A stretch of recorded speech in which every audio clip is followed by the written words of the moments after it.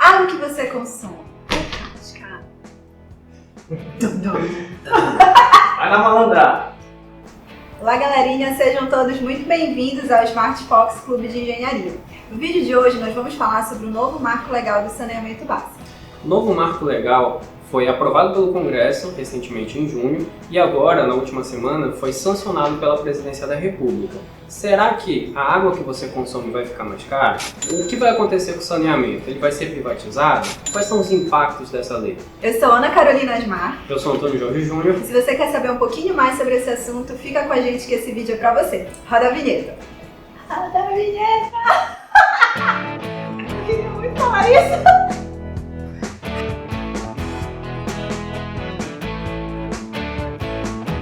Então, pessoal, a primeira coisa importante é entender o que de fato é esse Marco Legal do Saneamento Básico, bem como entender como esse setor funciona hoje.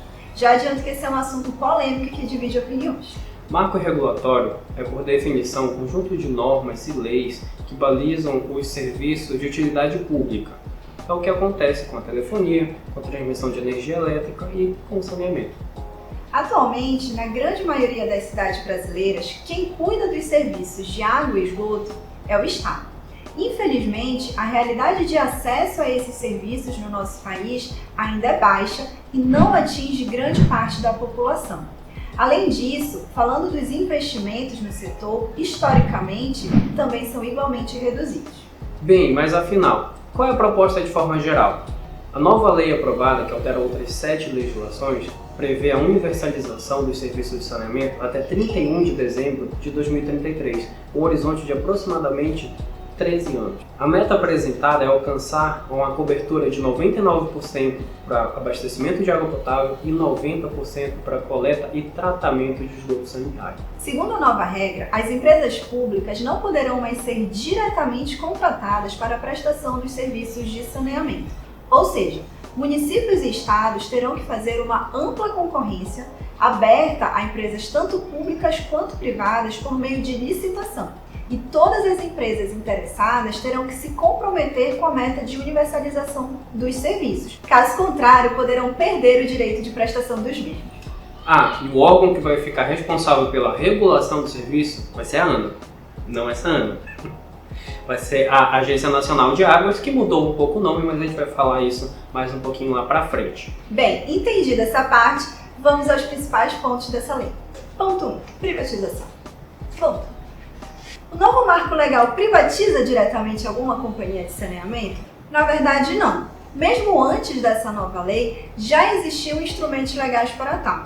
Atualmente no Brasil, cerca de 6% das cidades brasileiras são atendidas por empresas privadas prestando os serviços de saneamento. Ou seja, se uma cidade desejar privatizar a sua companhia, já há instrumentos legais para tal, mesmo antes da nova lei, sem depender da mesma.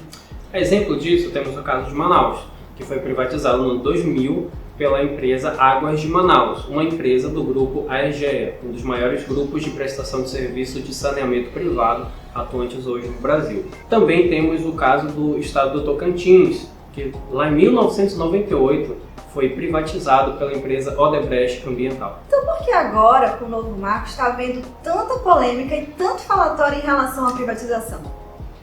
A grande questão gira em torno da extinção do contrato de programa.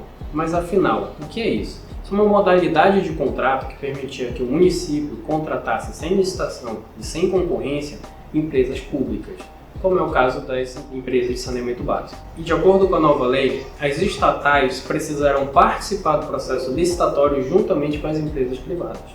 Até então, a falta de concorrência no setor era um grande problema.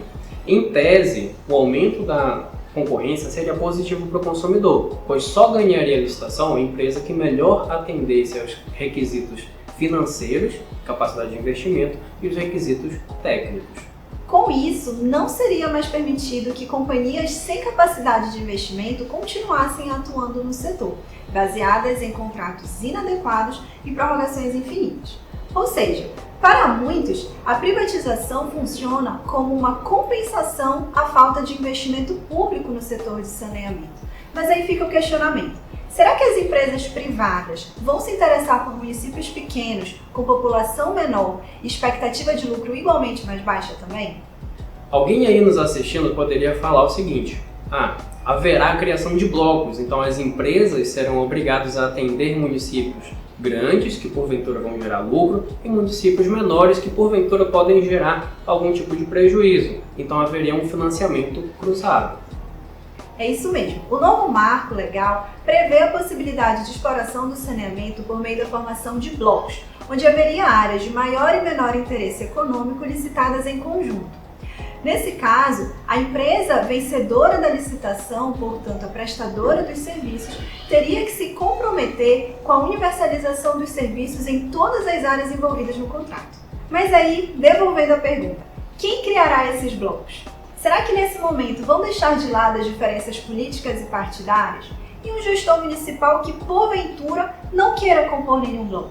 Deixando todas essas questões de lado, a teoria é boa, mas na prática a gente vai ter que aguardar um pouquinho para ver como as coisas vão funcionar. Cenas dos próximos capítulos.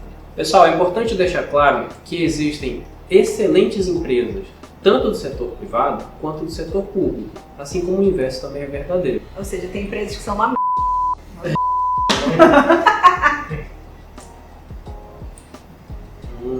Um dos argumentos para facilitar a entrada do capital privado é que esses sistemas seriam otimizados.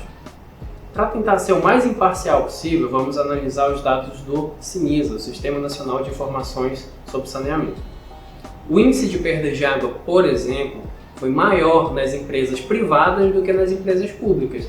Se a gente for comparar também o grau de investimento, as empresas públicas investiram mais do que as empresas privadas se for considerar o investimento per capita. Óbvio, isso não significa que não possa existir empresas privadas prestando excelente serviço. No entanto, é importante a gente entender como funciona hoje para tentar projetar os impactos dessa lei no futuro. Falando em investimentos, esse é o segundo ponto da nova lei que nós queremos destacar. Ponto 2. Investimento. Mesmo que uma menor parcela das cidades brasileiras seja atendido pelo setor privado, ele responde por cerca de 20% do total de investimento no setor de saneamento básico. Paulo Guedes, atual ministro da Economia, em diversas entrevistas afirma que, com o novo marco legal do saneamento básico, o investimento no setor será na ordem de 700 bilhões de reais. Aí que haja 600, 700 bilhões de investimentos nos próximos anos nesse setor. Além da geração de 700 mil empregos nos próximos 13 anos, o que são números que, convenhamos, são expressivos e geram um grande impacto positivo. Ponto 3. Tarifas. Sobre as tarifas, esse é um ponto bem polêmico. Será que a conta vai aumentar? Ou diminuir? Quantos chocolates eu poderia comprar com a redução da minha conta? Bom, pode ser que haja alguma alteração de tarifa sim. Por quê? A partir de agora, com a nova lei, é possível que os municípios passem a cobrar pelos serviços de poda de árvore, asseio urbano e limpeza de infraestrutura de drenagem. Mas aí não seria uma dupla tributação? Parte dos impostos que nós pagamos não é justamente para a manutenção da infraestrutura urbana? Será que no futuro teremos uma conta de pavimentação chegando todo mês? Fica a reflexão. Ainda fazendo uso dos dados do SINISA, a tarifa média praticada pelas empresas públicas consegue ser inferior à tarifa praticada pelas empresas privadas.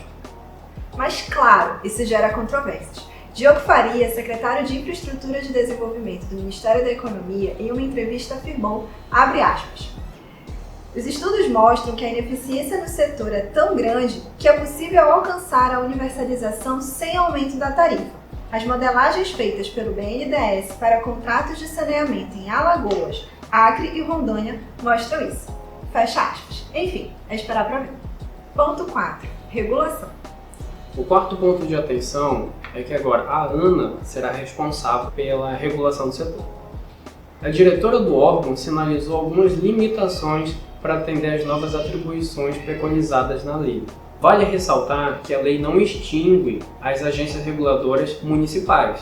O que vai acontecer agora é a ANA vai estabelecer as normas e as diretrizes que serão seguidas pelas agências municipais. Uma informação importante é que com todas essas mudanças, o nome do órgão passa a ser Agência Nacional de Águas e Saneamento Básico, ainda atendendo pelo nome de ANA. Próximo ponto. E por fim, mas não menos importante, a lei trata sobre os lixões. Você já deve ter ouvido falar por aí sobre os prazos para extinção dos mesmos aqui no nosso país, infelizmente ainda uma realidade muito presente. Já foi 2014, 2018, mas com a nova lei, o novo prazo para a destinação ambientalmente adequada dos rejeitos passa a ser 31 de dezembro de 2020, ou seja, amanhã, que é absurdo, né? Dependendo da situação de cada município, em relação ao seu plano de gerenciamento de resíduos sólidos, esse prazo pode ser diferenciado. Mas atenção, galera, o termo que nós utilizamos foi rejeitos e não resíduos. Então, pessoal, sobre esse assunto, certamente haverá grupos a favor e contra. Recapitulando então de forma geral, defensores da nova lei acreditam nela como uma forma de atrair investimentos para levar saneamento a toda a população, melhorar a qualidade desses serviços, além de uma boa retomada da economia. Por outro lado, os críticos afirmam que a nova lei vai encarecer o serviço de saneamento básico e que regiões periféricas não seriam atendidas, pois provavelmente não dariam lucro. Apesar das divergências, o que ninguém pode discordar é que apenas o convite ao debate sobre saneamento que a nova lei trouxe por meio do marco legal já é um ponto muito positivo para o setor de saneamento. Além disso, há muitos outros pontos dessa lei que nós poderíamos abordar. Se você quer falar sobre um tema específico dessa lei, comenta aí embaixo que de repente pode virar um segundo vídeo. Na verdade, a gente até pensou no segundo vídeo, né?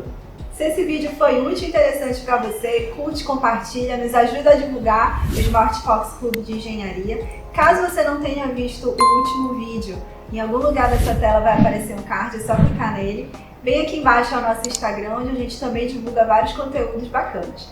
Muito obrigada a todo mundo e até a próxima!